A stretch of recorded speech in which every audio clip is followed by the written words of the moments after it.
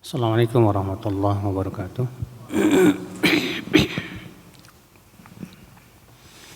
Innal hamdalillah nahmaduhu wa nasta'inuhu wa nastaghfiruh wa na'udzu billahi min shururi anfusina wa min sayyiati a'malina. Man yahdihillahu fala mudilla lahu wa man yudlil fala hadiya lahu. Asyhadu an la ilaha illallah wahdahu la syarika lah wa asyhadu anna Muhammadan abduhu wa rasuluh, amma ba'd.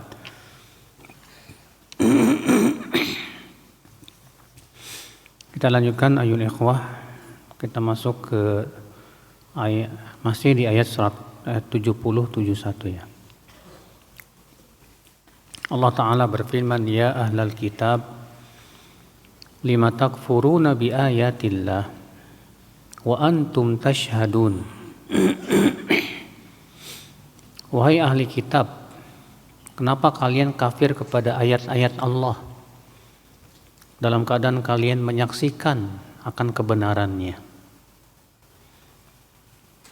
Ya ahlal kitab, lima talbisuna al-haqqa bil batil wa taktumuna al-haqqa wa antum ta'lamun.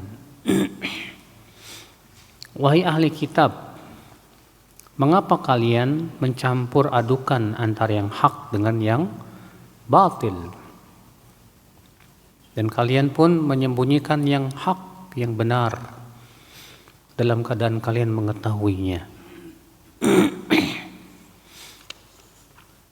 Kita ambil faidah yang pertama, kata Syekh Muhammad bin Shalih Utsaimin dari ayat ini, taubihu ahlil kitab ala kufrihim bi ayatillah. Celaan terhadap ahli kitab karena mereka kafir kepada ayat-ayat Allah. Ya. Faedah yang kedua, anna hadha at-tawbih waqi'un mawqi'ahu annahum kafaru bi ayatillah wa hum yashhadun. Di mana celaan ini, kata beliau, ya, waqi'un mawqi'ahu, yaitu jatuh pada tempatnya, yaitu bahwasanya mereka kafir kepada ayat-ayat Allah dan mereka menyaksikan bahwa ayat Allah itu benar. Ini saudaraku seiman ya, merupakan kekufuran yang sharih ketika mereka kafir kepada ayat-ayat Allah padahal mereka menyaksikan ya akan kebenaran ayat-ayat Allah Subhanahu wa Ta'ala, dan itu sifat ahli kitab. Sifat ahli kitab itu sebetulnya mereka tahu kebenaran, tahu mereka. Tapi masalahnya mereka tidak mengikutinya karena lebih mengikuti hawa nafsu, ya akhul Islam. Makanya orang yang berilmu kalau ngikutin hawa nafsu tetap saja tersesat. Makanya kenapa kita ketika menuntut ilmu itu penting, Pak, untuk membersihkan hati kita dari penyakit syahwat, penyakit hawa nafsu, supaya itu ilmu kita bermanfaat. Oleh karena itulah saudaraku seiman, ya, para ulama menyebutkan tentang pentingnya belajar adab sebelum belajar apa? Ilmu. Adab di sini tentu masuk padanya adab-adab jiwa. Ya, berupa tazkiyatun nufus. Faedah yang ketiga, al-hukmus sharih alladzi la yaqbalu ta'wil ala ahli al-kitab alladzina lam yu'minu bi Muhammadin sallallahu alaihi wasallam bil kufr. Yaitu vonis yang tegas yang tidak menerima ya penafsiran bahwa orang-orang ahli kitab yang tidak beriman kepada Nabi Muhammad SAW itu kafir. Ya. Dan ini ayat ini bantahan terhadap orang liberal yang meyakini adanya plural, di mana mereka tidak mengkafirkan ya Yahudi, tidak pula Nasrani. Katanya semua masuk surga, cuman caranya aja beda-beda. Kita katakan Allah tegas tuh dalam ayat ini, ya ahlal kitab lima takfurun. Wahai ahli kitab, kenapa kalian kafir kepada ayat Allah? Iya. Ini kan tegas sekali Allah menyebutkan bahwa mereka kafir kepada Nabi Muhammad sallallahu alaihi wasallam, tidak beriman kepada Rasulullah sallallahu alaihi wasallam. Dan Rasulullah SAW mengatakan apa? La yasma'u bi min hadhil ummah Yahudiyun wala Nasraniyun thumma lam yu'min bima ji'tu bih illa kana min ashabin nar. Tidaklah ada yang mendengar tentang ajaranku dari umat ini, baik ia Yahudi ataupun Nasrani, kemudian ia tidak mau beriman kepada ajaranku, kecuali pasti ia masuk neraka. Ya Rasulullah yang mengatakan begitu. Ikhwata Islam, saudaraku seiman. Faedah yang keempat, kata Syekh Utsaimin rahimahullah, anna haula'il kuffar kafaru an ilmin wa syahadah. Bahwa mereka itu kafirnya masalahnya berdasarkan keilmuan, Pak, dan persaksian. Artinya mereka berilmu bahwa Nabi Muhammad itu benar. Mereka baca kok dalam Taurat, mereka baca dalam Injil akan kedatangan Nabi terakhir yang bernama ya Muhammad, Ahmad. Iya. Mereka tahu banget sifat-sifat para sahabatnya, sifat tempat hijrahnya, tahu mereka, Pak. Iya. Tapi ketika Rasulullah diutus, mereka malah kafir. Padahal mereka yakin bahwasanya Nabi Muhammad itu adalah Nabi yang terakhir yang dikabarkan dalam Taurat dan Injil. Ikhwata Islam, saudaraku seiman. Faedah yang kelima, anna haula'il kuffar min ahlil kitab kanu yukhadi'un wa yamkurun bilabsil haqqi bil batil. Bahwa orang-orang kafir dari kalangan ahli kitab, mereka itu menipu dengan cara apa, Pak? Dengan cara mencampur kebenaran dengan apa? Kebatilan. Ya. Karena kata Ibnu Taimiyah, kebatilan kalau murni, nggak ada orang yang mau nerima, Pak. Bagaimana caranya kebatilan itu diterima oleh manusia? Dicampur dengan sedikit kebenaran. Karena dicampur dengan kebenaran, akhirnya apa? Seakan-akan itu sebagai sebuah apa? Kebenaran.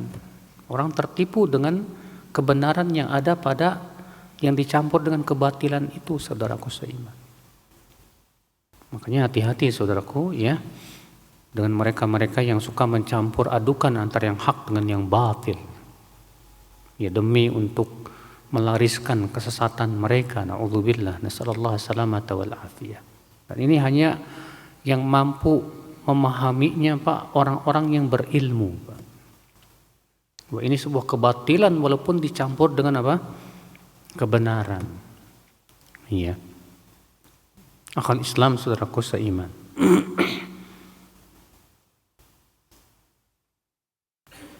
Faedah yang keenam, annahu yajibul hadar min ahli al-batil idza labbasul haqqa bil batil. Wajib waspada, hati-hati dari ahli batil apabila mereka mencampur adukan yang hak dengan yang batil. Wa alla naqtarra bihim, dan agar kita tidak tertipu oleh mereka. Li'annahum ya'tuna bi zakhrafil qawli ghurura, karena mereka membawakan hiasan, Pak, dalam ucapan-ucapan mereka supaya diterima sama masyarakat, Pak. Iya. Maka dari itulah semua ahli kita, ahli bid'ah pasti mencampur adukan antara yang hak dengan yang batil untuk membela kebid'ahannya itu, ya akhal Islam. Iya. Maka dari itu kewajiban kita, ya akhi, untuk memahami betul ya, syubhat yang dilontarkan oleh ahli bid'ah Ya. Sehingga akhirnya dengan kita membantah syubhat itu akan jelaslah mana yang hak, mana yang batil. Makanya para ulama mengatakan bahwa membantah syubhat itu termasuk jihad. Ya, dan hanya para ulama yang mampu melakukan tersebutnya akal Islam. Faedah yang ketujuh, at-taubih liman salaka hadzal maslak. Celaan bagi orang yang melakukan perbuatan ini. Artinya celaan ini tidak khusus untuk ahli kitab, Pak. Sebagaimana dalam kaidah tafsir apa? Al-ibratu bi umumil lafadz la bi khususis sabab. Yang dilihat itu keumuman lafadznya, bukan kekhususan apa? Sebabnya. Walaupun ayat ini tentang ahli kitab, tapi ini juga berlaku untuk kita kaum muslimin. Gak boleh mencampur adukan antara yang hak dengan yang batil. Iya. Faedah yang ke-8, wujubu bayanil haqqi ala man alimah. Wajibnya menjelaskan kebenaran atas orang yang mengetahui tentang kebenaran. Wajib itu. Dan tidak boleh menyembunyikannya. Karena Allah mengatakan di situ, wa taqtumunal haqqa wa antum ta'lamun. Dan kalian menyembunyikan kebenaran sementara kalian mengetahui itu benar. Iya. Kata beliau, thumma alam anna bayan al-haqqi yajibu 'inda su'al anhu imma bilisanil hal atau bilisanil maqal. Kemudian ketahuilah, menjelaskan kebenaran itu wajib kapan? Ketika ditanya. Baik dengan lisan hal, yaitu perbuatan, ataupun dengan lisan maqal, yaitu ucapan. Ya. As-su'al bilisanil maqal an ya'tiyaka syakhsun wa yaqul ma hukmu kadza wa kadza. Pertanyaan dengan ucapan contohnya apa? Kalau ada orang bertanya, apa sih hukum ini, apa sih hukum itu? Maka pada waktu itu jawab dengan hujah dan dalil. Jawaban dengan jelas, bukan jawaban yang samar, Pak. Iya. Wasu'al bilisanil hal an yaqa'an nas fi ma'siyah yahtajuna ila an tubayyina lahum. Adapun soal pertanyaan dengan perbuatan, contohnya kalau ada orang yang jatuh kepada maksiat dan dia butuh untuk dijelaskan bahwa itu maksiat, mungkin dia tidak tahu itu maksiat.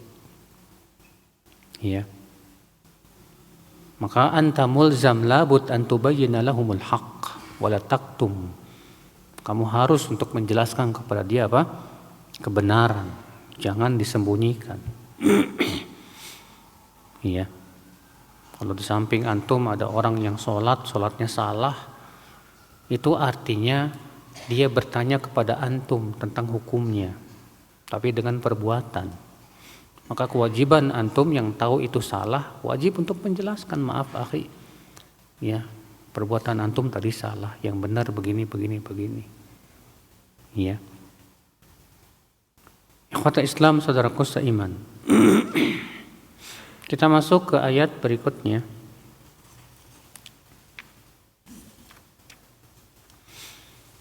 Ayat 72.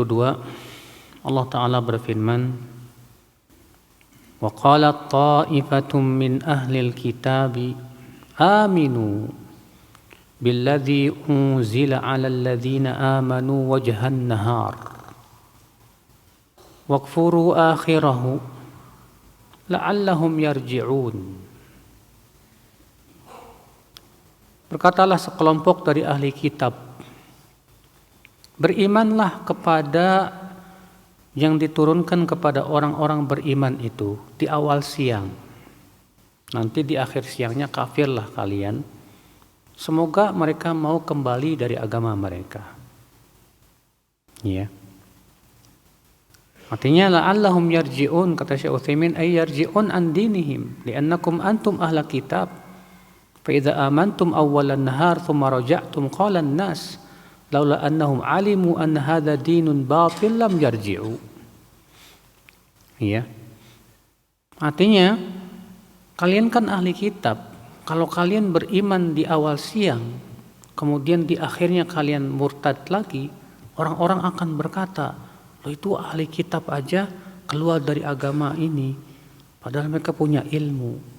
Berarti agama ini memang batil." Jadi tujuannya ahli kitab seperti itu, Pak.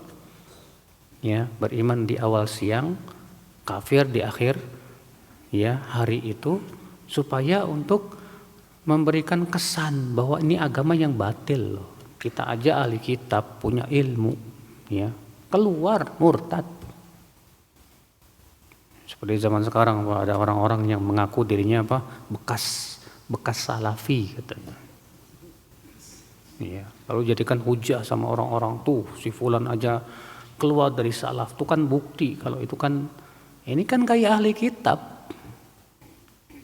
Ya, ahli kitab kayak gitu, mereka beriman di awal siang, di akhirnya kafir. Tujuannya untuk apa? Tamwih, Pak. Ya, menipu. Ikhwata Islam, saudaraku seiman, rahimani wa rahimakumullah jami'an. Kemudian di ayat yang ke-73 Allah Ta'ala berfirman, "Wala tu'minu illa liman tabi'a dinakum. Qul innal huda hudallah an yu'ta ahadum misla ma utitum aw yuhajjukum 'inda rabbikum. Qul innal fadla biyadillah yu'tihi man yasha. Wallahu wasi'un 'alim." Ya.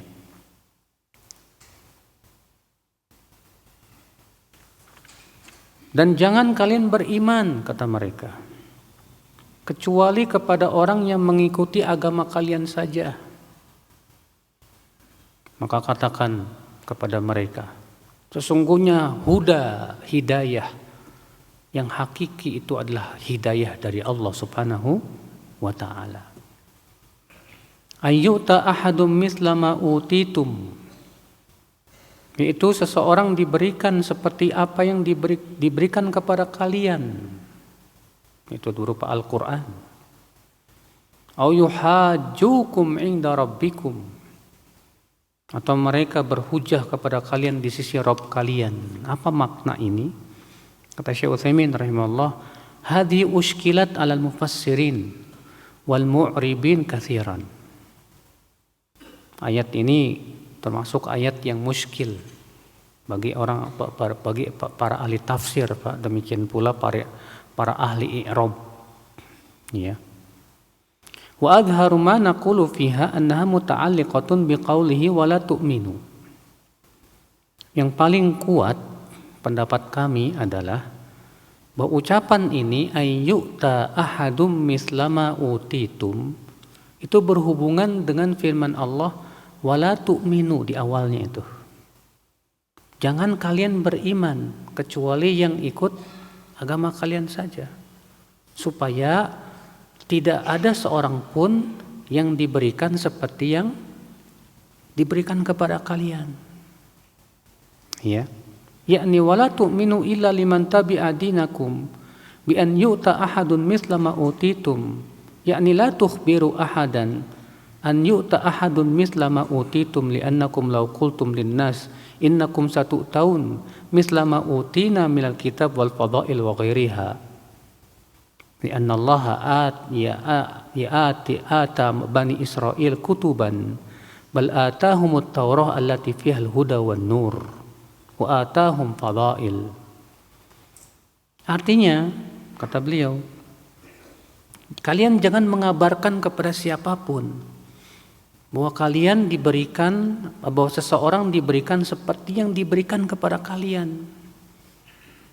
Sebab kalau kalian ini, orang-orang berkata, kalian berkata kepada manusia bahwa kalian akan diberikan seperti yang diberikan kepada kita, ya, berupa Alkitab dan keutamaan-keutamaan dan yang lainnya. Karena Allah sudah memberikan kepada Bani Israel kitab-kitab suci. Bahkan Allah memberikan kepada mereka Taurat yang ada padanya hidayah dan cahaya. Dan Allah memberikan kepada mereka keutamaan-keutamaan. Ya. Maka mereka mengatakan, jangan beriman. Ya. Supaya seseorang tidak diberikan seperti yang diberikan kepada, jangan kalian beriman. Seseorang akan diberikan seperti yang diberikan kepada apa? Kalian. Kecuali orang yang mengikuti agama kalian saja yang boleh kalian kabarkan. Ya. Sebab kalau kalian mengatakan kepada manusia bahwa umat Islam ini diberikan seperti yang diberikan kepada kita, ya, berarti sama saja kita menyuruh mereka untuk masuk ke agama Islam. Jadi mereka tidak ingin Pak disaingi. Ya, mereka tidak ingin mengatakan kepada orang bahwa Nabi Muhammad itu diberikan sama seperti apa? Kita, kaum muslimin sama seperti kita. Jangan. Tapi mereka tahu sebetulnya yang dibawa oleh Nabi Muhammad itu benar. Maka kamu jangan beritahu orang-orang. Udah kasih tahu aja kepada orang-orang yang sepakat dengan kita aja. Iya. Nah, ini makna daripada mereka menyembunyikan kebenaran, saudaraku seiman. Ikhwata Islam, saudaraku seiman. Waqila, sebagian ulama ada lagi yang berpendapat maknanya wala tu'minu illa liman tabi'a dinakum. Ila tukhbiru bihadzal makri wal khida' annakum tu'minuna awwalan nahar wa takfuruna akhirahu min ajli an yarji'al muslimuna an dinihim. Sebagian ulama berpendapat artinya jangan kalian mengabarkan ya makar kita ini, tipu daya kita ini, yaitu beriman di awal siang dan kafir di akhir siang, supaya kaum muslimin murtad dari agama mereka. Ya. Kecuali orang-orang yang mengikuti agama kita aja, udah kabarinya. Jangan kasih tahu orang-orang. Ya, ini makna yang keberapa? Makna penafsiran ulama yang kedua. Namun Syekh Utsaimin merojikan pendapat yang pertama. Ya. Au yuhajjukum 'inda rabbikum. Yakni wala tu'minu aidan an yuhajjukum 'inda Allah. Li'annakum law amantum bidzalika wa annakum yawmal qiyamah sayuhajjukum haula'i 'inda Allah. Ma qabila ahadu minkum hadhil hilah. Artinya jangan kalian beriman juga. Ya. Di mana mereka berhujjah ya kepada kalian di sisi Allah. Karena kalau kalian beriman kepada hal itu, bahwasanya kalian pada hari kiamat ya akan dihujahi oleh mereka di sisi Allah, tentu tidak akan ada yang mau menerima tipu daya kita, makar kita. Ikhwata Islam, saudaraku seiman, ya rahimani wa rahimakumullah jami'an. Ini semua masuk dalam makarnya siapa Pak? Makarnya orang-orang ahli kitab. Dan itu menunjukkan bahwa orang ahli kitab itu dari zaman Rasul itu sudah bermakar, Pak. Kalau zaman sekarang kita lihat makar mereka dahsyat luar biasa. Di zaman Rasul pun mereka bermakar. Tapi bagaimana caranya menghadapi makar mereka? Seperti Rasulullah menghadapinya. Dengan cara apa? Kita terus berpegang kepada Al-Quran dan Sunnah. Allah berfirman, wa in tasbiru wa tattaqu la yadhurrukum kaiduhum syai'a. Jika kalian terus bersabar dan terus bertakwa, maka tidak membahayakan tipu daya mereka kepada kalian sedikit pun juga. Jadi makar mereka nggak ada manfaatnya Pak. Kalau kita terus berpegang kepada apa? Sunnah. Kita sabar terus berpegang kepada sunnah dan tidak tertipu dengan makar mereka. Kalau kita lakukan itu, maka makar mereka, tipu daya mereka, ya hancur. Tapi kalau kita tidak sabar, tidak bertakwa, dan malah kemudian kita mengikuti makar-makar mereka itu Pak, tertipu oleh mereka saat itu, ya akhi, pasti maka mereka berhasil. Ya. Saudaraku seiman rahimani wa rahimakumullah jami'an. Kemudian Allah berfirman, "Qul innal fadla biyadillah." Allah mengatakan, "Qul innal huda hudallah." Ya, Allah mengatakan, "Qul innal fadla biyadillah yu'tihi man yasha." Katakanlah, sesungguhnya keutamaan itu berada di tangan Allah. Allah berikan kepada siapa yang Allah kehendaki. Ya. Dan Allah Maha luas, lagi Maha mengetahui. Artinya, ya, walaupun kalian berusaha untuk menyembunyikan, ya, tentang keutamaan-keutamaan umat Islam ini, Pak, dan mereka berusaha sekuat tenaga supaya orang-orang percaya kepada mereka, tetap saja yang namanya keutamaan itu milik Allah dan dari Allah, dan Allah akan berikan kepada siapa yang Allah kehendaki. Ya, makanya akhi, kita itu mencari kemuliaan itu dari sisi Allah, jangan dari sisi manusia, Pak. Percuma dari manusia. Manusia tidak bisa memberikan apa-apa. Banyak orang yang mencari kemuliaan dari sisi manusia, malah dihinakan sama Allah. Tapi banyak orang yang dihinakan oleh manusia karena kuatnya berpegang kepada sunnah, tapi malah dimuliakan oleh Allah subhanahu wa ta'ala. Ya. Kemudian kita masuk ke ayat 74. Yakhtassu bi rahmatihi man yasha. Dan Allah mengkhususkan rahmatnya kepada siapa yang Allah kehendaki. Wallahu dzul fadlil azim. Dan Allah itu pemilik keutamaan yang agung, pemilik karunia yang agung. Ya. Dari ayat-ayat ini kita ambil faidah, kata Syekh Muhammad bin Shalih Al-Utsaimin. Faidah yang pertama, bayan kaidil kufar lil muslimin.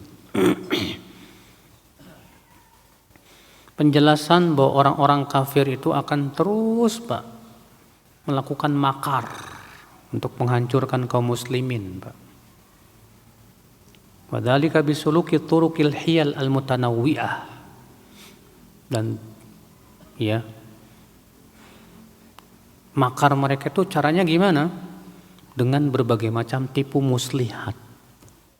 Ya. Bukan cuma sebatas tipu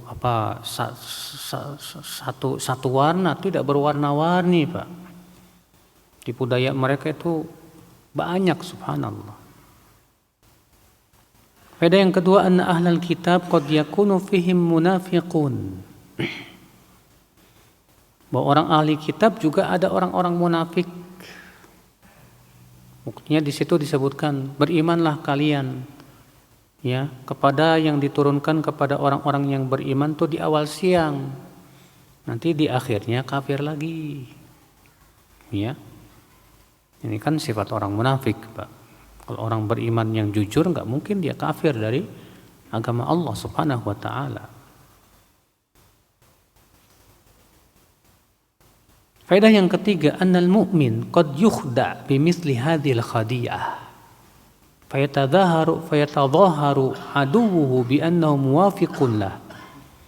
Thumma yatabarra'u minhu fin nihayah. Bahwa seorang mukmin terkadang tertipu dengan tipuan-tipuan orang-orang ahli kitab itu. Ya. Di mana musuhnya itu memperlihatkan bahwa dia sepakat dengannya, tapi kemudian di akhirnya dia malah berlepas diri. Karena memang orang beriman itu, Pak, hanya menghukumi sesuai dengan yang ditampakkan. Kalau dia menampakkan keimanannya, sudah, kita hukumi dia sebagai orang yang beriman. Adapun yang ada di hatinya, ya serahkan kepada siapa? Kepada Allah. Ya. Faedah yang keempat, ta'assubu ahlil kitab lidinihim ala dhalalihim. Ahli kitab itu fanatik banget Pak kepada agama mereka, walaupun jelas-jelas di atas kesesatan. Karena Allah mengatakan di situ, wala tu'minu illa liman tabi'a dinakum. Jangan kalian beriman kecuali ya kepada orang yang mengikuti agama kalian saja. Itu namanya fanatik ya kepada agama mereka yang sesat. Kalau fanatik kepada kebenaran boleh nggak? Boleh. Yang salah itu kalau fanatik kepada keyakinan yang sesat. Ya, kalau kita fanatik kepada Al-Quran, kepada Sunnah, wajib, harus, karena itulah kebenaran yang mutlak. Al-Quran firman Allah, Sunnah adalah hadis Rasulullah SAW yang tidak mungkin beliau berbicara dari hawa nafsunya. Maka kita fanatik kepada Quran dan Sunnah itu harus Pak. Kenapa? Karena itu kebenaran yang mutlak. Adapun kalau dia fanatik kepada kelompoknya yang jelas-jelas di atas kebatilan, nah ini yang nggak benar. Ya. Faedah yang kelima kata beliau, annal muslima yaruddu kaida haula bi'lan annal huda hudallah. Wa annahum mahma hawalu an yasudduna an dinina wa qad arada Allahu hidayatana fa inna dzalika la yadhurruna.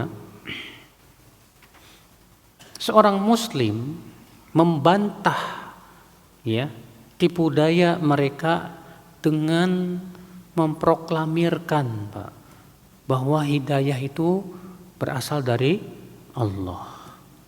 Bahwa kalian dengan usaha kalian yang luar biasa untuk menghalangi kami dari agama Allah, tapi kalau Allah sudah ingin memberikan hidayah, kalian tidak akan bisa menolak, tidak akan bisa menghalang-halangi, tidak bisa. Ya, karena kalau Allah sudah memberikan hidayah kepada seseorang, tidak akan ada yang bisa menyesatkan Pak. Dan kalau Allah sudah menyesatkan seseorang, tidak akan ada yang bisa memberi hidayah kecuali Allah. Makanya kan kalau khutbah suka mengatakan begitu, man yahdihillah fala mudhillalah wa man yudlil fala hadiyalah. Artinya apa? Siapa yang Allah berikan hidayah kepadanya, maka tidak akan ada yang bisa apa? Menyesatkan. Dan siapa yang Allah sesatkan, maka tidak akan ada yang bisa memberinya apa? Hidayah, kecuali Allah saja. Nah, orang-orang ahli kitab, kalian walaupun berusaha sekuat tenaga untuk menyesatkan kami dari agama kami, tapi kalau Allah sudah berikan hidayah kepada kami, kalian tidak akan bisa untuk menyesatkan kami. Iya. Kata beliau, wa tafarra'u al hadhil faidah, dan faidah ini bercabang. Annahu yanbaghi lil 'abdi an ya'tamida 'ala rabbih fi talabil huda. Bahwa seharusnya seorang hamba untuk bersandar kepada Allah dalam mencari hidayah. Wa alla ya'tamida 'ala nafsih, dan jangan sekali-kali bersandar kepada dirinya sendiri. Li'annahu idza i'tamada 'ala nafsih khudhil. Ya, karena orang yang bersandar kepada dirinya sendiri pasti akan dihinakan oleh Allah. Walaupun dia sangat ya cerdas, jenius sekalipun. Tapi kalau dia bersandarnya kepada dirinya sendiri, pasti Allah akan apa? Hinakan. Ya. Wassallallahu salamata wal afiyah. Faedah yang keenam, anna haula'i alladziina sana'u hadhil khadi'ah bayyanu wa abharu anna alladhi hamalahum ala dhalika huwal hasad. Bahwa orang-orang yang melakukan tipu daya ini, itu orang Yahudi dan Nasrani ya, ternyata mereka menjelaskan bahwa mereka melakukan perbuatan ini akibat hasad. Akibat apa? Hasad, dengki mereka itu. Iya. Makanya Allah mengatakan di situ apa? Ayyuta ahadum mithla ma utitu. Ya, seseorang diberikan seperti yang diberikan kepada kalian, mereka nggak rela. Makanya Allah menyebutkan di dalam surat Al-Baqarah ayat 109 yang sudah pernah lewat itu. Wadda katsirum min ahlil kitab law yaruddunakum min ba'di imanikum kuffara hasadan min indi anfusihim. Banyak ahli kitab yang berharap kalau mereka bisa memurtadkan kalian setelah keimanan kalian dan menjadikan kalian kafir kembali. Kenapa? Hasadan min indi anfusihim. Akibat hasad, dengki yang ada pada diri mereka. Dengki, Pak. Orang Yahudi itu dengki kenapa? Kok nabi terakhir bukan dari Banu Israel? Ternyata dari Banu Ismail, karena bangsa Arab itu kan Banu Ismail. Iya. Akhirnya mereka dengki. Makanya subhanallah ya akhi, yang namanya dengki itu seringkali menghalangi seseorang dari apa? Kebenaran. Iblis nggak mau beriman kepada Nabi Adam juga akibat dengki, Pak. Nggak mau sujud kepada Nabi Adam tuh. Dengki. Kok ada ya makhluk yang diciptakan baru tapi kok dilebihkan dari dirinya sendiri. Maka muncullah kesombongan dan kedengkian sehingga dia tidak mau sujud kepada Nabi Adam. Sama dengan ahli kitab. Kok ada umat yang ternyata diberikan oleh Allah kelebihan melebihi mereka. Ya. Dengki di hati mereka, enggak terima itu. Makanya hati-hati, Mas.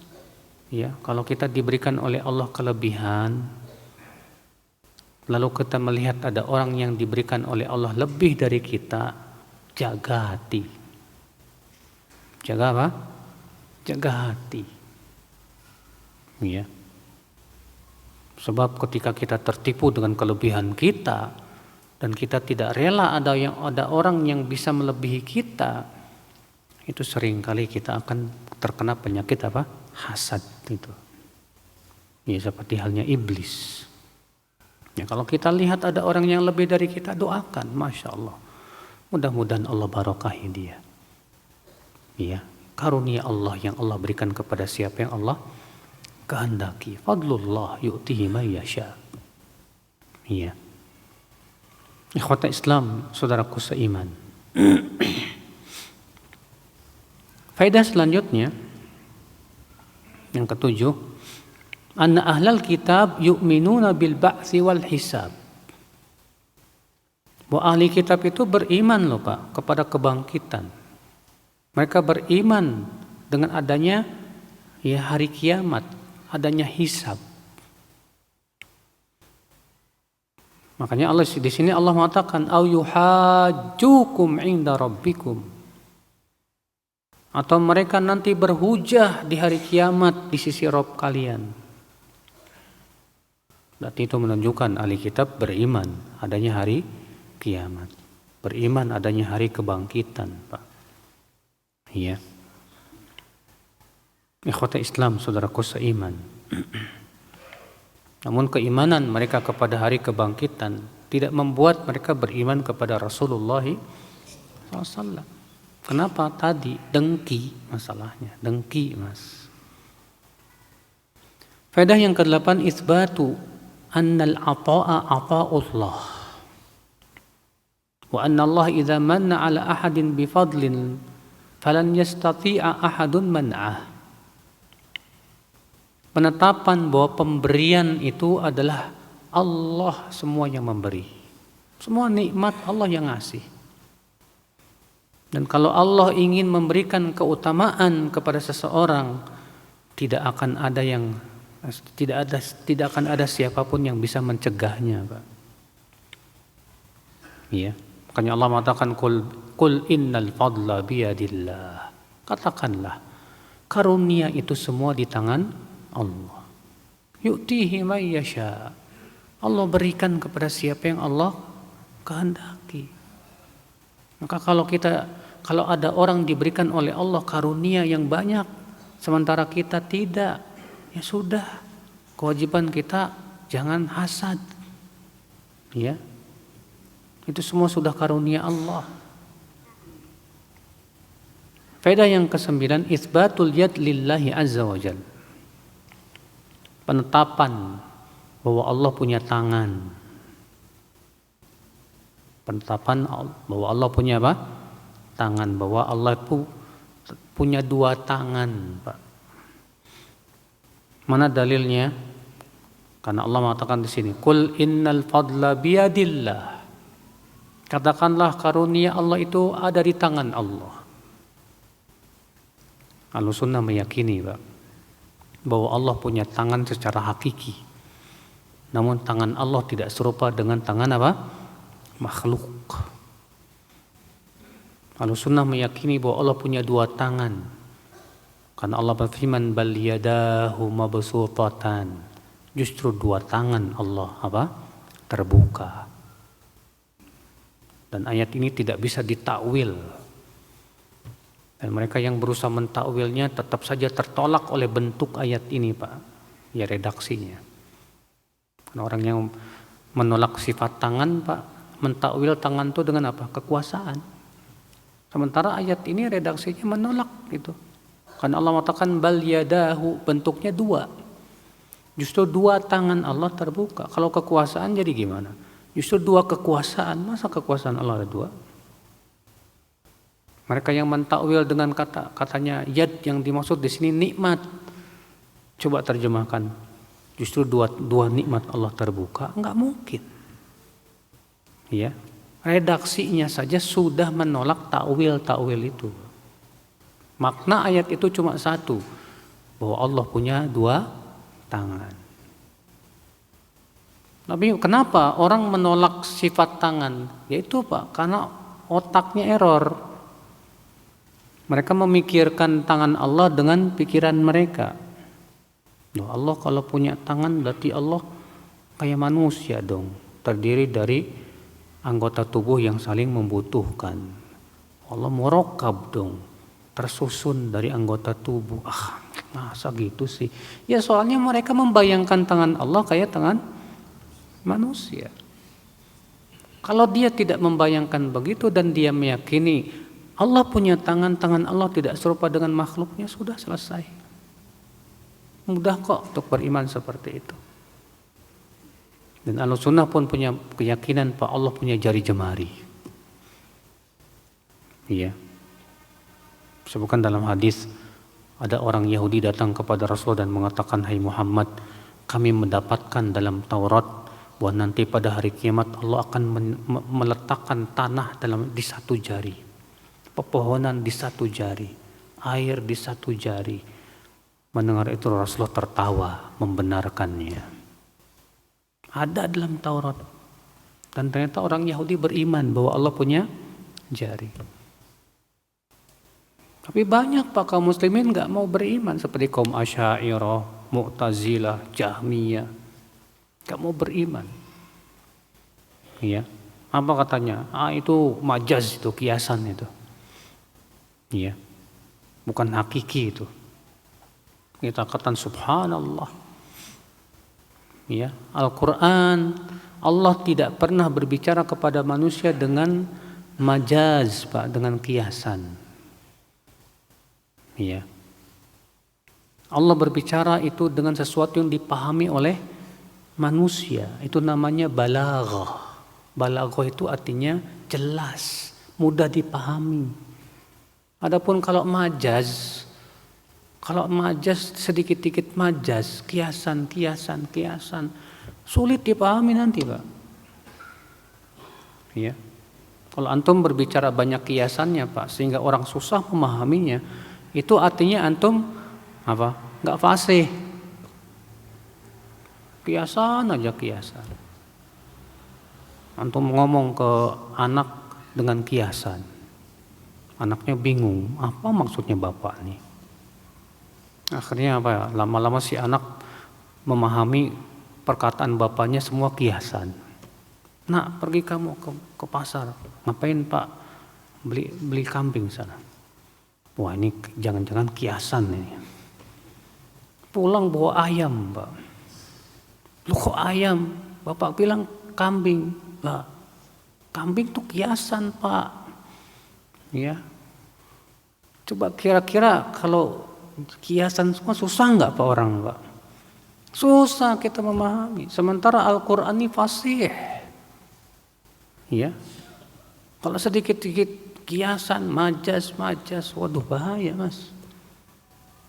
Seakan-akan Allah tidak fasih, tidak mampu untuk menjelaskan dengan sebaik-baiknya. Seakan Rasulullah SAW tidak fasih.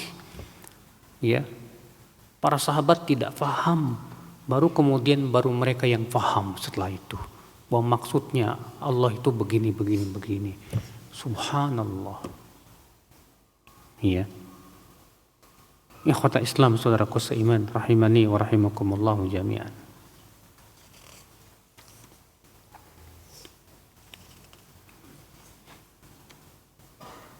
Kemudian kita ambil faedah yang ke-10.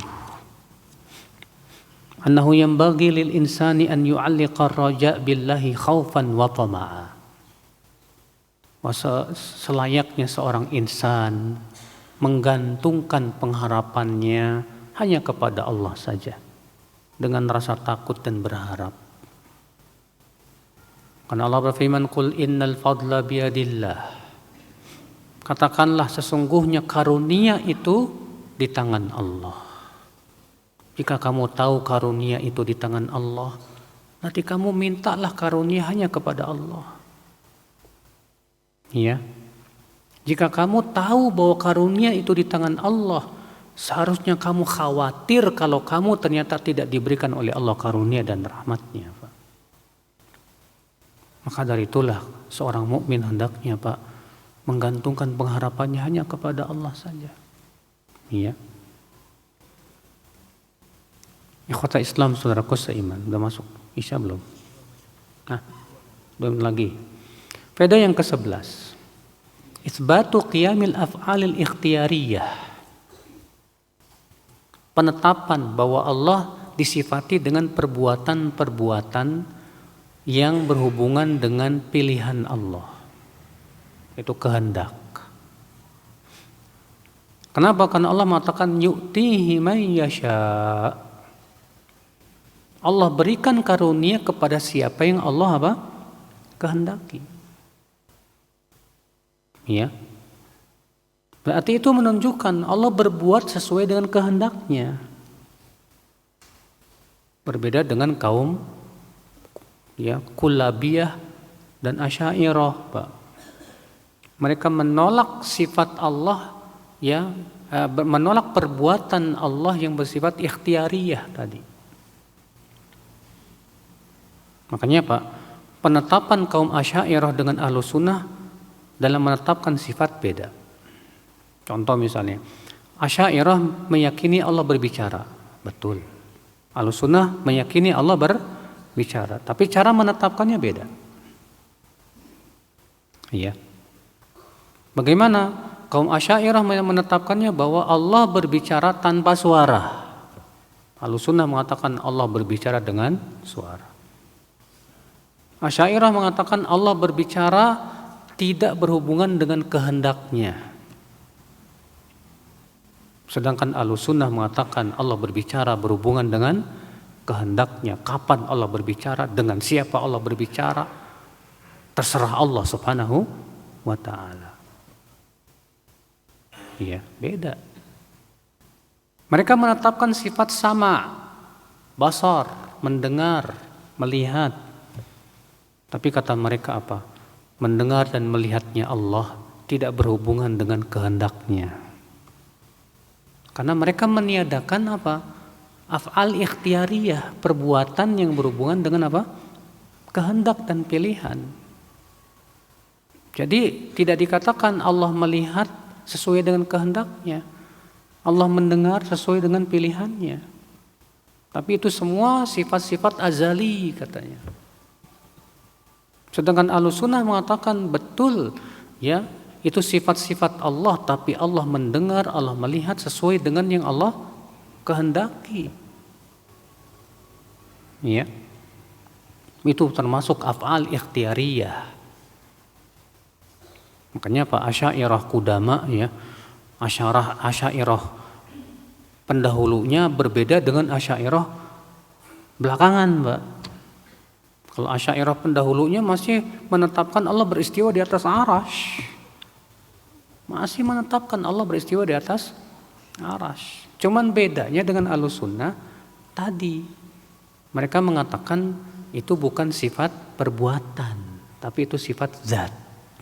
Ahlussunnah mengatakan itu perbuatan Allah yang berhubungan dengan kehendaknya. Ya, jadi ada perbedaannya di sini, Pak. Sepertinya sudah masuk Isya ya. Nah.